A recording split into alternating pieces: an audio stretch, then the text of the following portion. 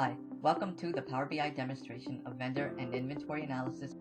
Today we're going to discuss how a variety of different key metrics displayed in Power BI can help provide managers and executives enhanced visibility into your inventory and manufacturing supplier process.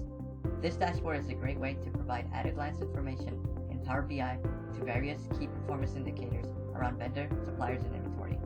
On our supplier scorecard on the left-hand side are summary level KPIs such as year-to-date defects, fill rate, average number of back orders, and on-time deliveries. Each of these KPIs also have targets associated with them.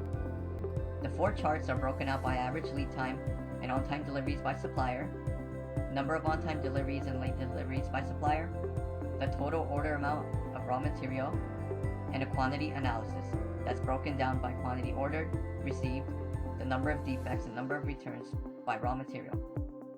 On the top here, we can slice our information by legal entity, time frame, supplier, or even focus on raw material.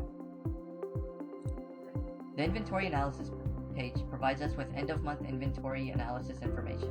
We have summary level KPIs again, such as inventory turns, the total value of cost of goods sold, the raw material, work in process, and finished goods values, and the total number of units sold by the end of the month.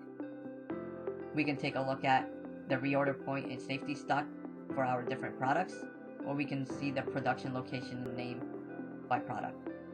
We also have inventory details down below that are broken out by product number, how many days we have left to manufacture that product, whether or not that product is a finished good, the bin location on the warehouse, the quantity, list price, and standard cost of that product.